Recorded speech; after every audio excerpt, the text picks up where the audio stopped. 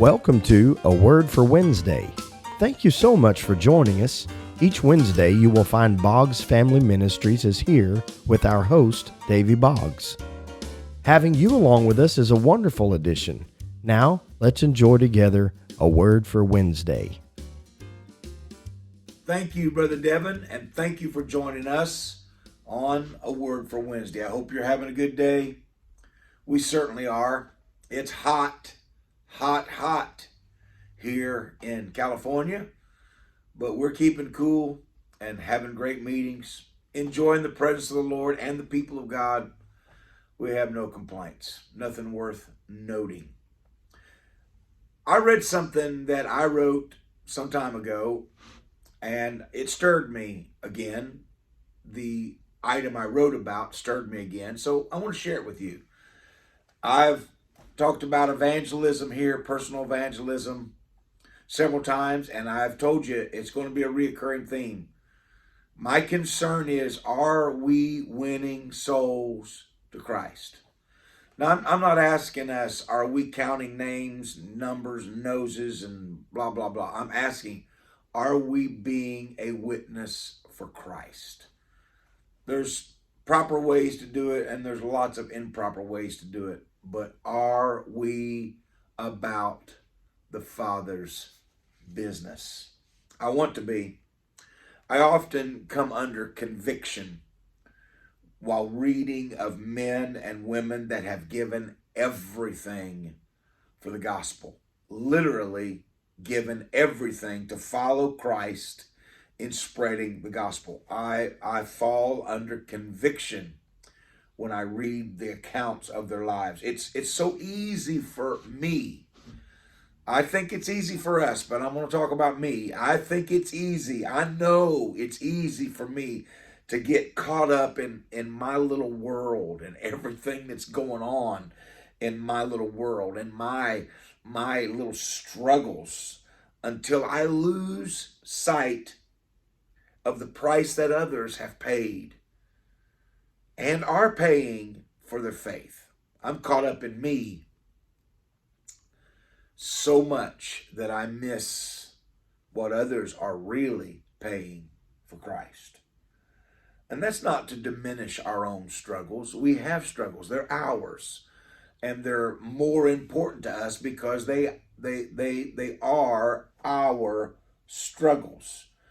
You know, and I have struggles in my endeavor to preach the gospel, to preach revivals, to be an evangelist. I have struggles, real struggles for me, but they are so first world struggles.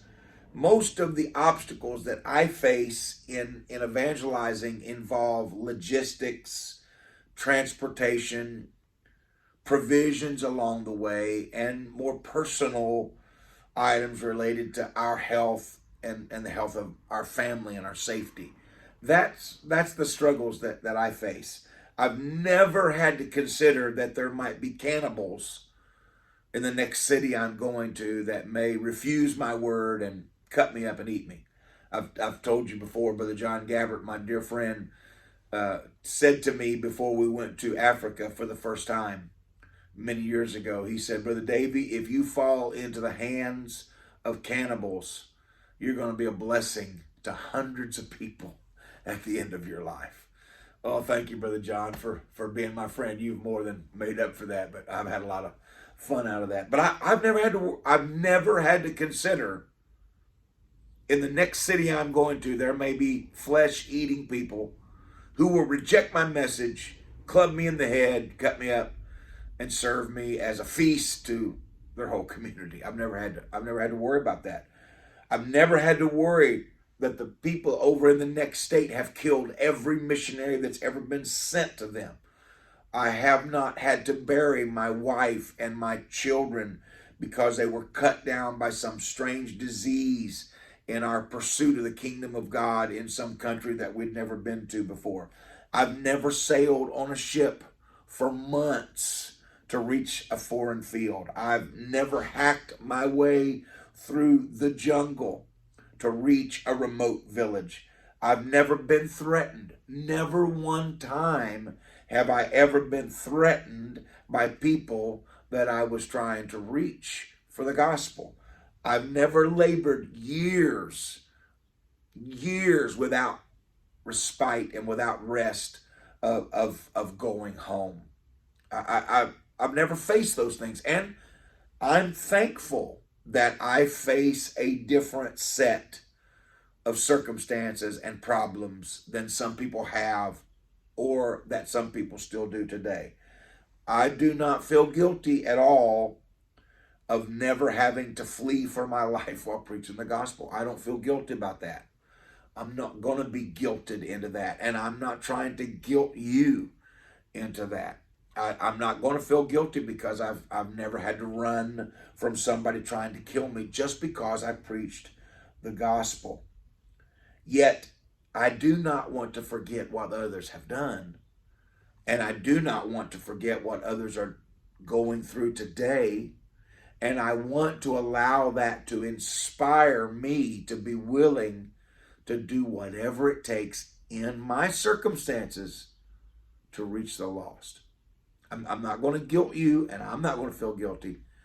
But when we look at other people's lives, what they gave for souls and are giving for souls, we don't feel guilty because we're not there, but it ought to inspire us to go beyond where we are with a desire to tell someone about the joy that Christ has brought into our lives and can bring into their lives. We must not grow complacent or overconfident and reach the place that we feel like God somehow owes me more than he has given others, or owes us more than he has given others. So I try to stay up to date as best I can on what others are going through, Christians. One of the ways I do that is reading the Voice of the Martyrs and several other sources. I try to stay up to date on what people are going through. I follow several missionaries on their blogs and on their vlogs, and just to see what they're going through today, and keep up to date on that to some extent. I was reading a few years ago, I think it was in Voice of the Martyrs, and I came upon an article about a missionary from years gone by, James Chalmers, and I was cut to the heart. As a young man, James Chalmers answered the call and gave himself to win souls. God blessed him. He was a soul winner. He had success at winning souls and building churches everywhere he went. God rewarded him for his labor. God gave him converts. Yet something stirred in James Chalmers to win even more souls to Christ. When he could have just stayed there and been comfortable in his mission position, he just kept reaching out and kept reaching out. When others would have perhaps been satisfied. I've done a great work here. God's blessed me. I'm going to enjoy the fruits of my labor. And nothing wrong with that if that's the way God leads. But he pressed on in pursuit, hot pursuit of winning souls. Let me read some of this to you. James Chalmers was a carefree and high-spirited Scottish boy. He said, "I dearly loved adventures, and a dangerous position for me as a boy was exhilarating." Perhaps that's why he listened carefully one Sunday when his minister read a letter from missionaries in the island nation of Fiji in the South Pacific. The preacher, tears in his eyes, added to the end of the mission report, "I wonder if there is a boy here who will by and by bring the gospel to cannibals." Young James Chalmers said quietly, "I will." And he wasn't even yet converted. He wasn't saved. He's just a boy. And he said, "I will." In 1866, after having been converted and educated and trained for missions, he sailed for the South Pacific as a missionary. And Chalmers had a way with people Here's what one friend wrote of him. It was his presence, his carriage, his eye, his voice. There was something almost hypnotic about him. He had perfect composure. His judgment and tact and fearlessness brought him through 100 difficulties. Robert Louis Stevenson, who didn't much like missionaries until he met Chalmers, said of him, "He is a rowdy fellow, but a hero. You can't weary me of that fellow. He took me fairly by storm." So obviously, James Chalmers had something that many of us do not have. He had a natural charisma about him that endeared himself to people, and people flocked to him. They flocked to him to hear his message. But he didn't wait for them to come to Scotland to hear his message.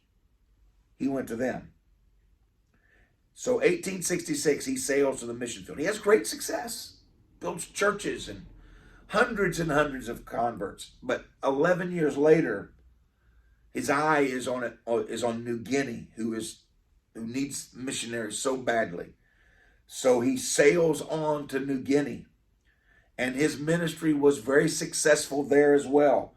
Packed churches, replaced feast of human flesh. But as the years passed, he grew anxious for new fields. He grew lonely. He was delighted when a young missionary came to join him in 1901 by the name of Oliver Tompkins. The two men decided to explore a new part of the islands that they had never been to before. On Easter Sunday, they sailed alongside a village on an island that they had never visited. The next morning, April 8th, 1901, James Chalmers and Oliver Tompkins went ashore with a hunger to win souls. They were never seen again. That was the end of James Chalmers. A rescue party went after them and soon learned that the men had been beaten, chopped to pieces, cooked, and eaten by the people on that island. The news flashed around the world. Dr. Joseph Parker, the pastor of London's City Temple, he said from the pulpit, "I cannot believe it. I do not want to believe it." Such a mystery of the providence of God makes it hard for our strained faith to recover. Yet, Dr. Parker said, Jesus was murdered. When I think of that side of the case, I cannot but feel that our honored and noble-minded friend, James Chalmers, has joined a great assembly. He was martyred as Christ was killed, not in the same manner, but for Christ. And Dr. Parker said he's joined a great assembly. Wow. Now here's what I want you to see. I know none of us desire an end like that. That's not what I'm pushing for. I want us to look at the desire. He's 59 years old. He's been on the mission field over 30 years. Everywhere he's went, he's had great success. People have just opened up their doors. Now he has literally dozens of churches, maybe more, hundreds and possibly thousands of converts to Christ who will tell everyone around, James Chalmers led us to Christ. What a place to sit and relax. 59 years old, over 30 years. Those are 35 hard years on the mission field. Those were not easy years. And this is a good time to sit and enjoy the fruit of your labor. But there's something inside of him that's stirring him to win souls. 59 years old, with great success behind him, but he's ever pressing onward because He wants to win other people to Christ. My prayer, oftentimes, I wrote it down since reading this account a few years ago. God, give me a hunger for souls. Do not allow me to be comfortable in my victory, but give me courage to look beyond my current borders that I might win others to Christ. Oh, God. Give us a desire to win people to you. Listen, God may not send you to Africa, friend. He's probably not going to. God may not send you to any foreign mission field at all. He's probably not going to. God may not send you to evangelize or to lead a church. But God has called you. Now listen to me, young person. God may not call you to a pulpit ministry, but God's called you. God's called you. Rest assured, God has called you to win souls. God has called you to look beyond your own safety, your own contentment, and win souls for Him. Now, doing that may be as close as reaching across your backyard fence with a hand of love and fellowship to your neighbor, or helping a couple load their groceries at Walmart, or praying for the waitress that's crying in the corner. You could visit a family that's grieving. You could slip a piece of money to a young couple that's struggling. You could pray with a young person that's drowning in despair. The point is, let's look around. There are people to help. Listen, there's more of them now than there's ever been. Everywhere we look, there's people that need help. Oh, they may not want to hear my gospel message. They may not come and hear me preach. But most of them are going to accept a kind word. Most of them are going to accept a hand, a hug, an offer to pray. That's where it begins. Let's do it. Let's do it, saints of God. Would you join me in rising up to win someone to Christ this month? Let's work on it. You say, well, I don't know how to do it. Don't worry about the Romans road. Don't worry about memorizing 16 scriptures. Tell them what God has done for you. There's nothing that works like your testimony. Tell them how God has turned your life around. That's what they need to hear. They don't need to hear some strange thing that they just need to know. Here's a guy in front of me or a woman in front of me who God has turned their life around. Break out of our comfort zone. Let's take a chance for Christ. You need some inspiration for the task? James Chalmers. He never lost his thirst for souls. Now, it may seem that it ended badly for him because he was killed and eaten. That's bad. But he's been in heaven for almost 100. No, he's been in heaven for well over now 100 years, 121 years. He's been in heaven. And I would say, James Chalmers would say to us, his life ended just fine. He was just fine. Oh, hallelujah. That's my word for Wednesday. God bless you, friend. See you next week. That is our word for Wednesday. We are so glad that you've spent a few minutes with us today. If you've been touched by today's episode, please share it with your friends and family.